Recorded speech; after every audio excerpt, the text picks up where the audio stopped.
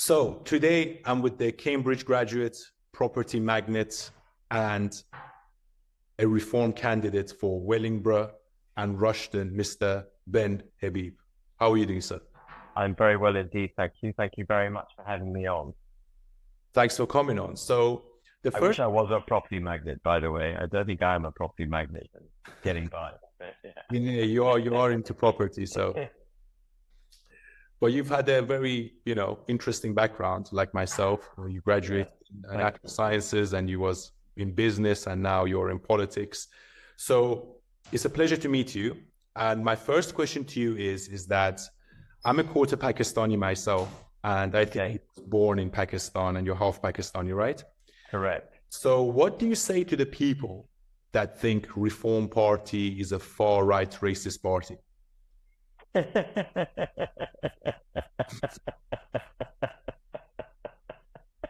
I mean, I laugh because let me tell you what reform is. Reform is not racist. What reform is a party that ideologically, it's a fundamental, foundational ideological building block. Yes. Is that the United Kingdom's interests should be protected and promoted, and British citizens' interests should be protected and promoted. It's a very quaint idea that those who have been elected by the people should represent the people. Yeah. But it's something that the Conservative Party and the Labour Party have both completely forgotten. People talk about left and right. There's no such thing as left and right anymore, in my opinion. There are the globalists, of which the Conservative Party and Labour Party are part. They're internationalists. They see global prosperity as their aim. And that's the generous interpretation of what they're up to. And they couldn't really care about the nation state that is the United Kingdom. And then there is Reform UK. And I don't think there's any other political party, frankly, who comes close to believing in the United Kingdom in the way that we do. And it's not xenophobic or racist or prejudiced to wish to put your country first. It should be the basic principle on which our elected officials act. And we are therefore proud of the nation state of the United Kingdom, and we want to protect it. And that is the defining difference. They would like to paint us as xenophobic and racist. It is nonsense. It is nonsense. However, unfortunately, because of the mainstream media brainwashing that is controlled by the globalist movement anyway, how are we going to convince people from the Middle East and Pakistani, Indian background, or just minorities in general, to vote for reform? I get a lot of minorities who are pro-reform, who, when I knock on the door, they answer the door, they say, I'm voting reform. They know who I am, which is always very gratifying. Well, sometimes they know who I am, it's very gratifying. But they recognize, just because you're an immigrant doesn't mean you don't value that which is so massively valuable, which is British citizenship. People, the vast majority of people who come here because they recognize that the values and the system in this country is so first class. They want to get with it. They want to meld into it, like I did, like I have, like you have, presumably. And but there is a minority, of course. There's a small minority that holds the country in contempt, and are wishing to make sure that minority doesn't grow in number, that minority is properly integrated, and any contempt they feel is neutralized. That's not racist. That's just good, sensible, common sense. Yeah, and I think there is an angle of identity politics being played and it's always played by Labour and Conservatives and the mainstream political parties. And I think people actually play identity politics are the most racist people themselves, because they view everything through the prism of race. So I presume By definition, because they see everything through the prism of race. And sometimes it makes me really sad that people vote against their self-interest because of the brainwashing they received from the mainstream media, or they think they have to maybe vote for Labour because they come from Pakistan or because they're Muslim. So how do we get people to vote for their best self-interest? You have to just keep telling it as it is. There's no magic bullet that will get us to where we want to go in one fell sweep. This is a long march. We are in an uphill struggle because the received wisdom, the settled wisdom, is not not with us. The globalist approach, the internationalist, if you like, approach has taken root. And it's going to be a devil's own job to make the case to reverse that. But you just got to keep calling it as it is and keep making the case, and hopefully people will realize. Yeah, I really hope so, because I feel like reform is literally reform. And I think the two-party system has failed us. And I think the Conservatives, and the only reason why Labour has a good chance of winning this time is because of the consecutive failures of the Conservative Party. However, I do a lot of political analysis, and I, have my own social media page, and you'd be surprised how big reform on social media is. Like, I feel like reform has a lot more supporters than you think. It's just the fact that whether they're going to come to the voting booth and whether they're going to vote. And I actually think that a vote for the Conservatives is a wasted vote, because, Rishi Sunak always tries to push this narrative that, if you vote for reform, so vote wasted. Reform is like one point behind the Conservatives now in the latest polls. So you used to be a donor to the Conservatives. What made you leave the Conservatives and join reform? Well, as I said, my ideological foundational building block is the desire to put the United Kingdom first. And so I'm a Brexiteer. And I was actually only very mildly a Eurosceptic in 2016, and I became increasingly more Eurosceptic as I could see the lies that were being told by Mark Carney and George Osborne and David Cameron to try to scare us into voting for Remain. And as I went through the journey from February 2016, I think, which is when the referendum was called, to Theresa May's absolute inability to put forward a decent arrangement for Brexit, I came to the conclusion this is a party that's actually fundamentally flawed and no longer capable of being supported. And so I left the party. I think my last donation was January 2019. And then in March 2019, I heard Nigel was setting up something called Brexit Party. And someone said, do you want to meet Nigel? And I said, do I really want to meet Nigel? I reflected on it. And I thought, well, what the hell? I've got nothing to lose. Went and met him. And before I knew it, I was standing as an MEP for London. Yeah. So it's quite an interesting journey that you had, because you went to Cambridge and you graduated in natural sciences, and then you got into property. So what made you get into politics in the first place? It was a realization that the democratic will of the people was being frustrated by Parliament, and that someone had to stand up. And I've been very fortunate in my life. I've made a bit of money. I think in 2019, I was 54, so I was of a certain age. I wasn't beholden to my daytime job. I could do what I want, basically, and I'm pretty experienced. I can still run my own business while I do my politics. And I just felt I had to do something, because the country was facing such a difficult position. Exactly. And that's one of the reasons that I actually joined politics as well, because I felt like so many things are not being said and the silent majority are silent. And I think certain brave individuals with a certain background need to stand up and speak the truth. And I feel like Reform Party is the only party that speaks the truth. I think Labour and Conservatives, they belong to the traditional politician, where they just have these talking points and they just repeat it, and they're like robots. And individuals like you and also people like Nigel Farage are the last breed of politician that actually have a bit of charisma, and they can get their message across and they don't come across like a robot.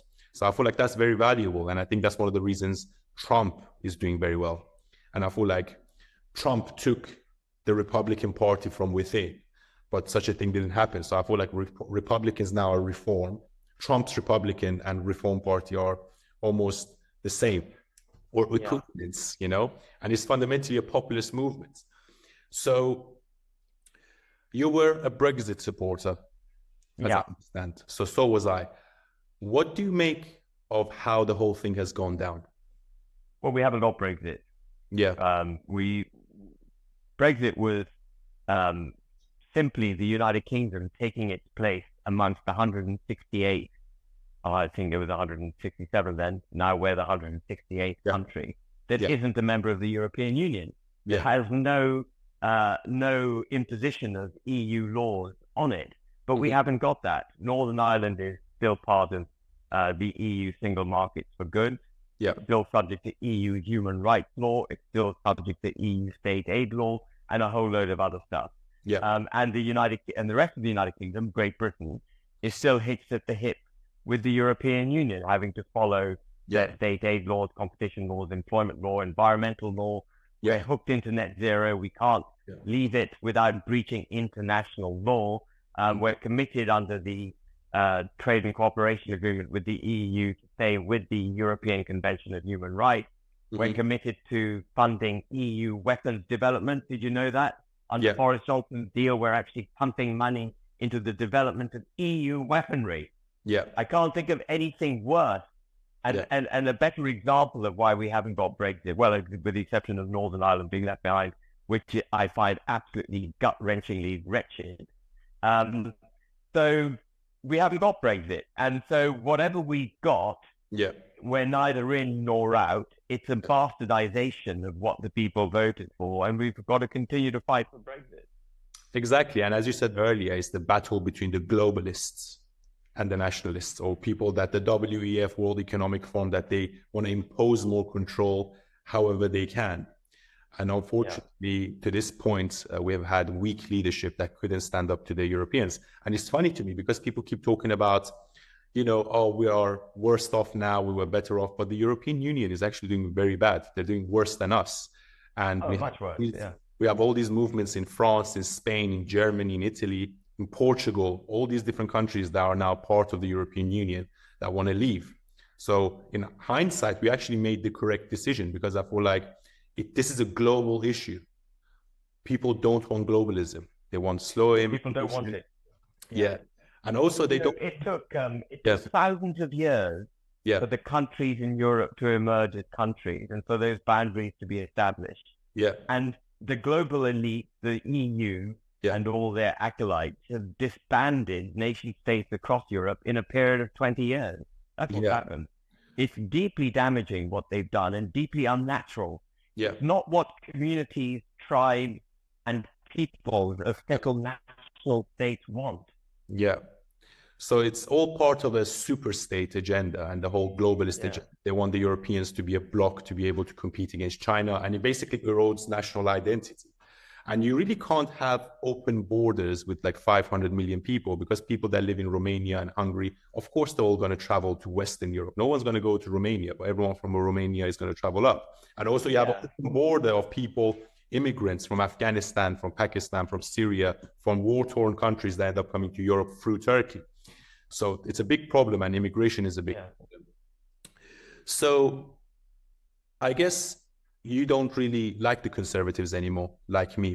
Like they have. I don't like them to underestimate.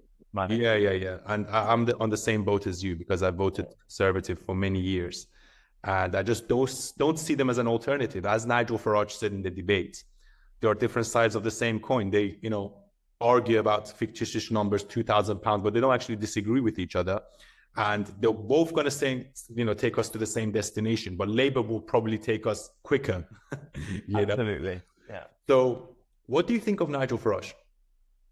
Great speaker, ability to take complex matters, distill them into very simple, bite-sized chunks of information and communicate that to any member of the public, whether they're Oxbridge educated or not. And he has an ability to communicate in a way that only some of the greatest politicians do. Yeah. So why do you think the mainstream media always tries to attack Nigel Farage the same way they do to Donald Trump? And actually it never quite works because every time they try to attack him, his popularity goes up, his poll numbers go up. The same with Donald Trump. And, there was an instance like 2 weeks ago where he's, factually said that there's a certain sects of Muslims that don't adapt and assimilate to British culture. And he was attacked continuously and then made to look like a Islamophobe and a bigot and a racist, something that, he's been had to deal with for the last 15 years. Why do you think the establishment and the mainstream media hate him so much? Because he represents a view and a principle that is diametrically opposed to where the mainstream political class wish to take the country. And so it's much easier to discredit the man than it is to discredit the message. And if you discredit the man, the message dies with him. And so that's the game, isn't it? That's why the mainstream media are always out for a gotcha moment, because they think if they can discredit you, you're done. And that's why we as a political party need to be quite firm and strong when our own are discredited or attempts are made to discredit our own. We need to be quite strong and not bow to the pressure, unless of course the pressure is correctly being applied. We mustn't just bow to the pressure. Yeah, I agree 100%. And also the mainstream media, they do not have the same control over the flow of information that they did 10 or 15 years ago. And now we have social media, where actually Reform Party is the biggest party on social media. People don't want to talk about that, but every time on Facebook, we were like massive. Exactly. And every time I make a video, hundreds and hundreds of people message or comment under my post saying you should join Reform, vote Reform, you should join Reform. So I think Reform Party will surprise a lot of people in this election. I really do. And I think actually in a lot of Labour constituencies, they will end up coming second ahead of the Conservatives. The problem is that because we're dominated by a two-party system, we will get a lot of the popular votes, but not maybe a lot of MPs. But let's see what happens. Let's see what happens. I'm aiming for a minimum of 5, and you being one of them. So my next question is, what would you say to your constituency? What would you improve about Wellington and Rushden? So my local policies. So the first thing that I would do is march up to the district council, get the finance director at the district council by the scruff of his neck, and find out why the district authority hasn't published accounts ever in its history. It's obliged to produce audited accounts annually. It was established 3 years ago. It's never produced any accounts. And we cannot, as MPs, hold our council to account unless we have financial statements which we can read. So that's my first job, is to get a set of financial statements out of these monkeys, who are obviously bankrupt, but nevertheless charging us the maximum allowable increases in council tax every year without telling us how they're spending it. So that's my first task. The second task is to absolutely tackle criminality. Criminality is on the rise right across the constituency, as it is across the United Kingdom. And it's because our police, yes, we need more policemen on frontline duty, etc. But our police have basically legitimized criminality by saying petty crime will be forgiven, that certain crime won't even be tackled. If your car stolen, you get a crime number, so that you get a crime reference number, or whatever, so you can make your insurance claim. But they won't try and find the people who stole your car. That is emboldening criminality. So that needs to be stepped on. And by the way, Reform would also put 40,000 new officers on the beat within a 5-year period. Dereliction of property is a crucial element of a increasingly decrepit United Kingdom. And so we've got to bring derelict property back into use. And that's not just a matter of reducing planning obligations and building regs, but also having the right policies to make sure businesses can use those spaces profitably, cost-effectively, and profitably to manage their businesses. I did a little video to this effect the other day. So that's my third policy. My fourth policy is there's a Swansgate shopping centre, which is a 1970s shopping centre with all the inherent problems of a 1970s building, which, if it could be brought back into proper mixed use, redeveloped, would add a tremendous amount to Wellingborough town centre. But the ownership of that shopping centre is split. So as the MP, I would find a mechanism, as I'm a property man, so I know how to do this, find a mechanism to merge the ownership so that we can redevelop that properly. Housing is a real issue in Wellingborough, and we've got to stop building on greenfield sites and use existing brownfield sites for redevelopment. And then, not lastly, but on this list just for you, we've got to fix potholes. And potholes have become an issue again across the country. I think the national bill to fix them would be £14 billion. But of course, we can't fix them because we've run out of money.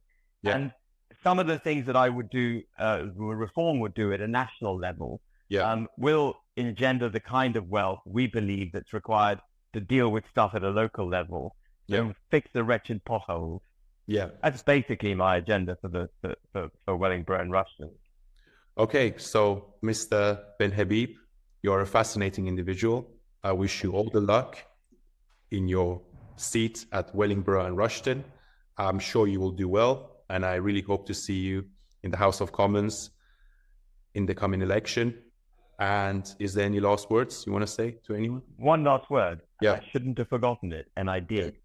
Ivesbrook Hospital needs an accident and emergency facility. Lots of people have promised it. No one's no one's delivered it. Yeah. And it's because they're looking to central government to do it. Yeah. As an MP, I will get it done locally using local money if I have to. Okay, great. All the best. Thank you. Very much. Thank Cheers. you.